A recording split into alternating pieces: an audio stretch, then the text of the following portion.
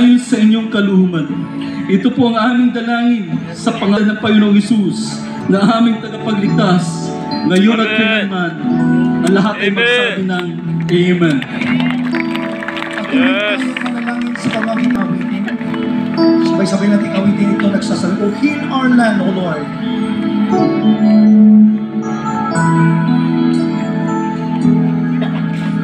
Lord, heal our land. Father, heal our land. Heal our land and turn our nations back to you. Oh, heal our land. Father, heal our land. Forgive our sins and heal our broken land.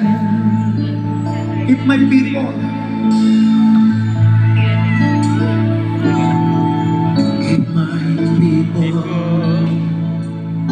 shall humble themselves and pray. If they see my face and humble themselves and turn from the wicked way. Father, in your mercy, forgive our sins. Father, in your mercy, oh, heal our land. Sabay-sabay po natin. Heal our land. Father, heal our land. Heal our land and turn our nation back to you. Lord, heal our land. Heal us, O Lord, and heal our land. Forgive our sin and heal our broken land. Forgive our sin. Forgive our sin and heal our broken land. One more time, forgive our sin and heal our broken land.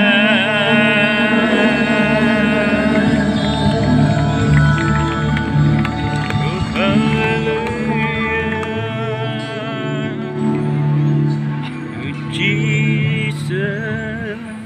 Kala ko, dalawa-dalawa naman. 2 Timothy 2:15. Active calling and align them to your vision of preaching the lost. Oh Father, we repent if we have been living in complacency and in our comfort zones, not being your true disciples. Lord, as Jesus uttered in Luke 14 verse 27, whoever does not bear his own cross and come after me cannot be my disciple. So Lord, help us to truly follow you and have discerning spirits, especially now that we are living in the darkest days. Lord, would you consecrate and redirect your church in order for us to walk on the path which you have called us. Lord, we also pray that you continue to strengthen all the church leaders. Reveal to them your purpose for their lives and the churches where they belong. And Lord, give wisdom as they carry out your will and compassionate hearts in shepherding your flocks. In the name of Jesus, we regret all the deceptions, hatred, and wrong motives that divide these leaders. Let the spirit of unity and love manifest in their lives as they become more like Christ. Father God, we pray that would you heal the wounds of the pastors and leaders as you prepare them, O Lord, for the final battle. Lord, would you also raise up more intercessors in churches from all generations who will stand in the gap between you and your people in these end times. Teach us to be prayerful, O God. Help us the worship teams, O Lord, as well, to not be performers, but rather authentic frontliners who will usher the congregation back to your presence. Let the young generation, especially the youth leaders. Yes. Be trained according to your word, so that we would not be carried away by the patterns of this world. Yes. Train us to be disciplined, to honor those who are in authority, and to be dependent to you. Build us up, O Lord, as a holy generation of faith. Father God, help us not to calculate our ministries. Humble us, O Lord, and let your anointing overflow in us, and bless us with the heart of a selfless servant. This we pray and we declare in the mighty name of our Lord Jesus Christ. Yes. Amen. Amen.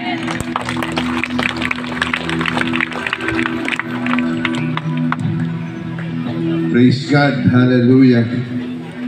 Let's pray for the iba't iba po ang denominasyon, mga doktrina ng mga iyong mga churches, Panginoon, sa Oriental Mindoro.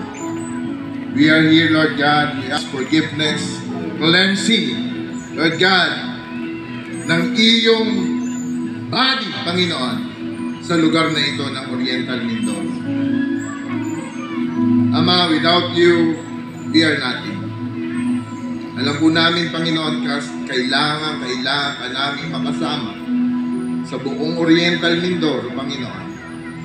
As a body of Christ, we need cleansing, Panginoon, sapagkat kung walang paglilinis mo, Panginoon, ano man ang aming hilingin, ano man ang aming idaing, ano man ang aming isumbong sa iyo, hindi mo kami maririnig. Yes. Kaya, Ama, ang bawat isa bilang body of Christ na naririto po ngayon, Panginoon, nakikita mo po ang buong Oriental Mindoro, ang lahat ng bayan ay naririto, Panginoon. As a body of Christ, linisin niyo po ang bawat isa. Lord God, in the name of Jesus. Lord, at bigyan niyo po kami, Panginoon, ng holy reverendo. Yung pong pagkatakot namin sa iyo, Panginoon, na hindi po talaga kami gagawa ng anumang mga kasalanan, Panginoon. Lord God, sa pagpaninira, sa bawat mga kapasturan, sa paninira, Panginoon, sa mga doktrina na nakaalay naman sa iyong salita. Hayaan niyo, Panginoon, ang bawat body mo, ang bawat katawan mo, ang bawat bahagi ng iyong katawan, Lord God, sa Oriental Mindoro ay magkaisa, Panginoon. Hallelujah. Alam po namin sa iyong salita, tunay nga pong ang iyong salitang ito, Panginoon, Mas malawak pa kaysa aking mga pagkakasala, higit pa sa buhay ko. Salamat sa sobrang biyaya mo.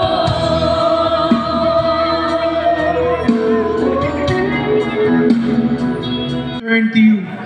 Deliver me from blood guiltiness, O God of my salvation, and my tongue will sing aloud of your righteousness. O Lord, open my lips, and my mouth will declare your praise. For you will not delight in sacrifice, or I would give it. You will not be pleased with a burnt offering. The sacrifices of God are a broken spirit, a broken and contrite heart, O God, you will not despise. Create in me a clean heart, O God, and renew a right spirit within me.